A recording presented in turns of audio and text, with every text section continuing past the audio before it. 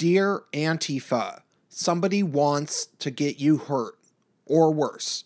Hey, it's Prince of Queens, and I have to say I am starting to get worried about the civil unrest going on within the USA.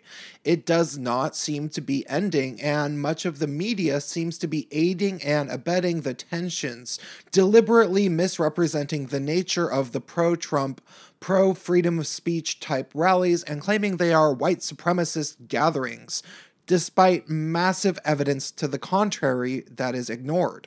Even the young woman with dreads that the internet has dubbed Moldy Locks is being treated by media as some sort of martyr, despite the fact that it is evident that her story about being the innocent victim of an attack is untrue, as she made a public post on Facebook prior to the rally, which has gone viral, talking about scalping Nazis.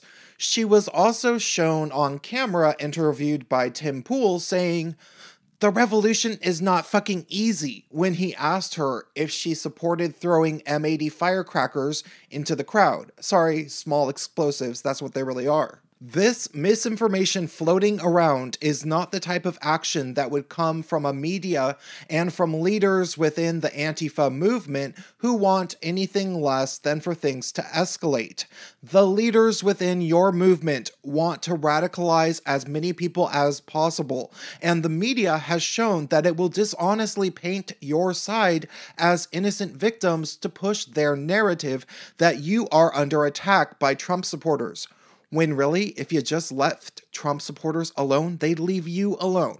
At this point, you have to ask yourselves, where will this possibly end before Antifa members start getting killed?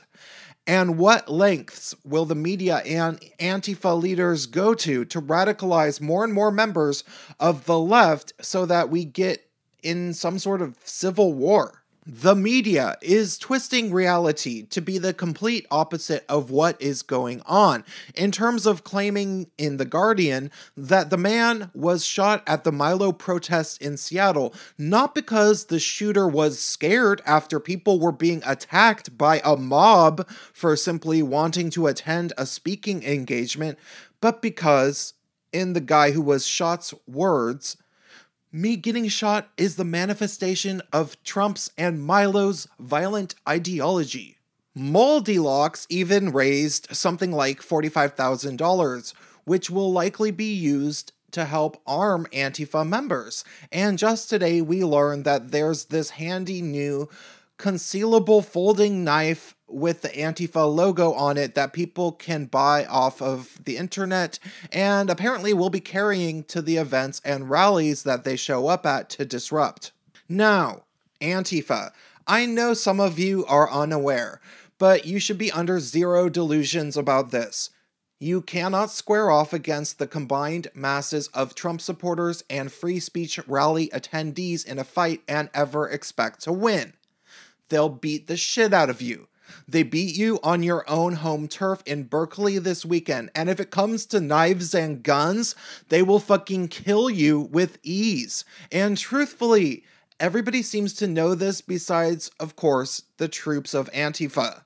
To make myself perfectly clear to Antifa, the Antifa members who are radicalized at the moment are not even expected to win any fights from here on out. Nobody expects you to actually win. Not the media, and certainly not the puppet masters financing your group. Nobody with any sort of logic and knowledge of your opponents would possibly make the mistake of believing that you could possibly beat them. Rather, they are setting you up so that you start stabbing people with those little knives, which don't look particularly lethal from the photo, so that eventually Trump supporters arm themselves with more lethal weapons and end up killing some of you. At which point, the media will hype it up, claiming that white supremacists shot dead anti-fascist protesters, maybe even painting you out to be peaceful even though you know you're not, likely leaving the collapsible knives out of the story entirely so that there can be a life or death campaign attempting to recruit more members and go to war with your political opponents.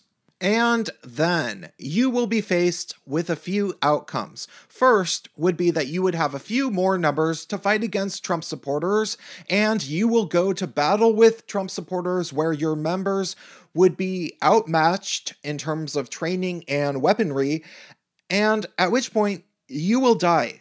Second option, when things escalate and the police continue to stand down and not do anything like they did in Berkeley, the National Guard will be called in, and if you are armed, you will likely be killed or detained, probably being prosecuted with a federal felony. This will not necessarily stop your organization from growing short term, but eventually it could lead to a nationwide state of martial law, and if that happens, and you don't get killed in the process, we will be in a much closer state to military fascism than would have otherwise happened.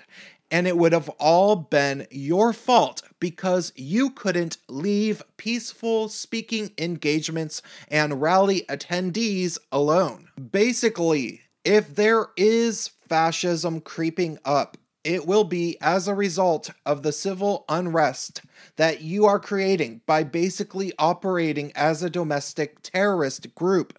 You cannot win this fight, and I personally don't want to end up losing my rights because you were gullible and under the impression that you could take on both Trump's supporters and eventually the National Guard.